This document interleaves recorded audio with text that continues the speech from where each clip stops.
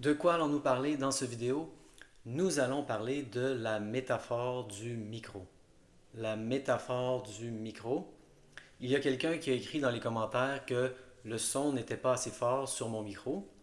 Et je me suis dit, je n'ai pas encore fait une vidéo sur la métaphore du micro qui est très répandue dans le reconditionnement de la douleur. J'ai entendu cette métaphore plusieurs fois.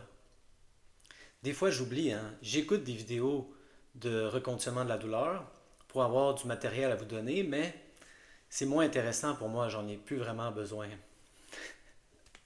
Des fois, j'ai l'impression que je perds un peu mon temps. Je ne me rappelle pas tout le matériel que j'ai ingéré. Et ça commence à être loin de ma propre expérience. Mais ça m'a rappelé, ce commentaire, la métaphore du micro.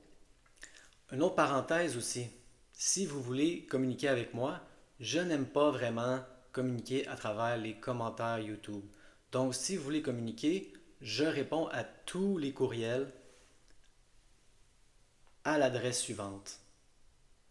Je réponds à tous les courriels. Si je ne réponds pas, je n'ai pas reçu votre message. Mais je n'aime pas vraiment répondre aux commentaires YouTube. Je n'aime pas écrire dans la petite boîte. Je ne trouve pas que c'est un forum propice à des interactions profondes qui ont la profondeur nécessaire pour le reconditionnement de la douleur. La plupart des thérapeutes en anglais sont d'accord. Ils disent, vous pouvez écrire des commentaires, mais si vous voulez communiquer avec moi, faites-le par email ou joignez-vous au groupe. Je n'ai pas de groupe, mais je fais des sessions Zoom individuelles si ça vous intéresse. Donc, la métaphore du micro, quelle est-elle? On va prendre un exemple dont je ne me suis pas encore servi. Quand j'avais la fibromyalgie, je faisais ce qu'on appelle la danse des souliers. Il y a beaucoup de gens en fibromyalgie qui vont savoir de quoi je parle. On a environ 5-6 paires de souliers et on les change constamment. Hein? Ah, cette paire de souliers-là commence à me faire mal. Je change les souliers. Ça change le mal de place, mais pas vraiment. Hein? Ou juste pour un petit bout. Et là, c'est comme un carrousel. On revient avec la première paire de souliers. Rince, répète, c'est la danse des souliers. Donc, qu'est-ce qui se passe ici? Comme on l'a déjà vu plusieurs fois, dans le cas de la douleur neuroplastique, votre corps vous envoie des signaux tout à fait normaux, tout à fait sains et saufs. Les souliers autour de votre cheville sont un signal tout à fait normal. Mais c'est votre cerveau qui interprète mal le signal. Et c'est ici que la métaphore du micro devient très utile. Hein? J'aurais dû me pratiquer à l'avance. Donc, je parle en ce moment au même niveau. Mais si je monte le son du micro, vous entendez ma voix au même niveau, de plus en plus fort. De plus en plus fort. De plus en plus fort. Et bas, et fort, et bas. Et ça, c'est une roulette qu'on peut contrôler avec le reconditionnement de la douleur. Le son de votre cerveau est tourné beaucoup trop haut. Et les signaux de votre pied,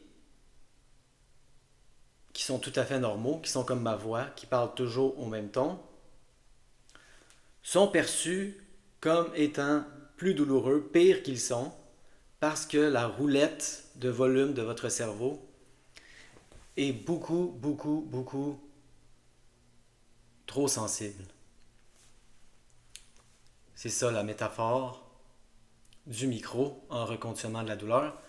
Je ne suis même pas sûr que c'est une métaphore, je crois que c'est exactement comme ça que ça fonctionne. Vous êtes dans un cas typique, classique, d'hypersensibilité.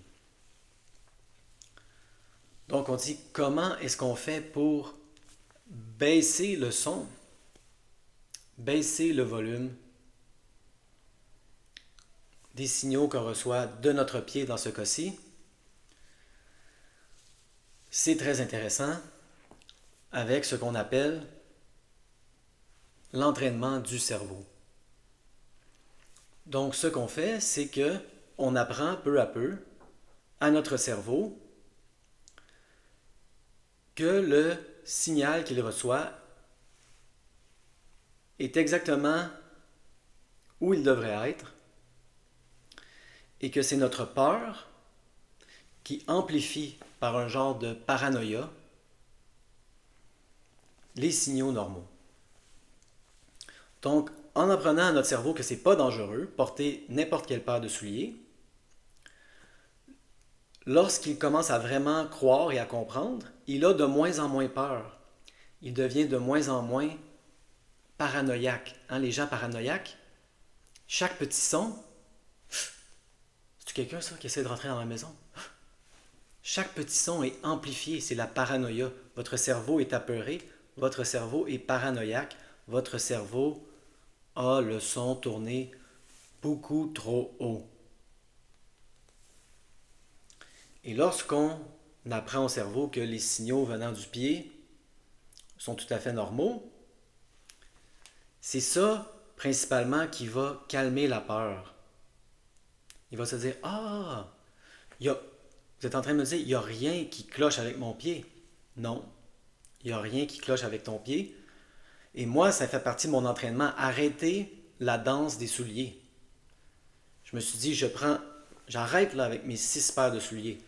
Je mets une paire de souliers et j'entraîne mon cerveau. Je lui dis, cette paire de souliers est tout à fait convenable. Apprends à baisser ton volume.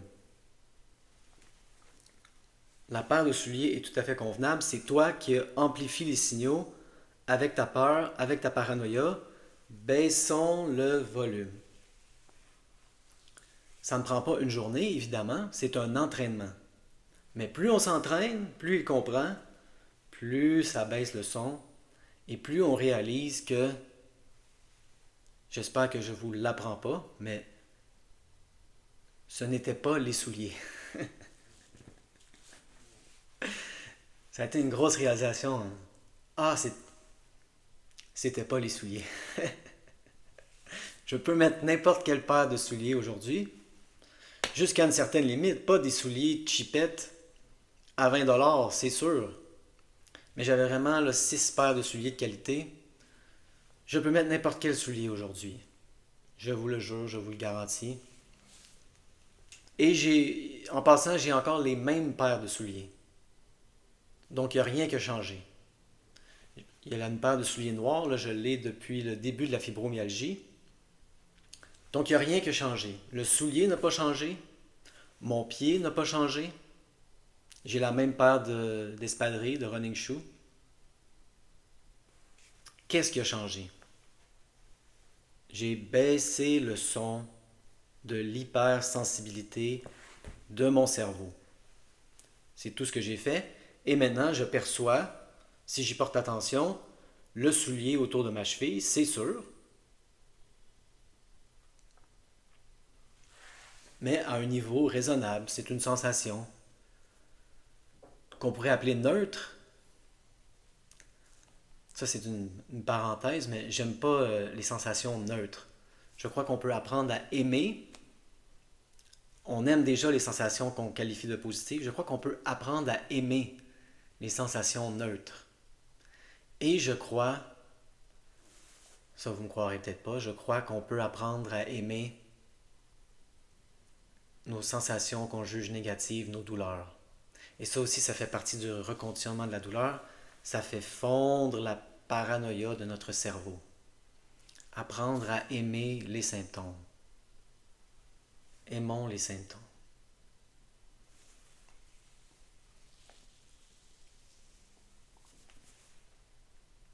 Donc, c'était la métaphore du micro. J'espère que c'était utile. Est-ce que je le refais? On parle, on parle, on parle. Au même niveau. Je monte. Là, j'ai pesé sur mute. Ça, j'imagine que c'est l'équivalent de... J'ai pesé sur mute, c'est l'équivalent de drogue puissante. Mais le son est au max en ce moment. Je sais pas ce que ça va faire. Il va falloir que j'écoute la vidéo quand je rogne le début et la fin. Mais je parle au même niveau et là je baisse le son. Je parle au même niveau et là je monte le son. C'est l'équivalent de votre douleur. J'espère que ça fonctionne. C'était la métaphore du micro.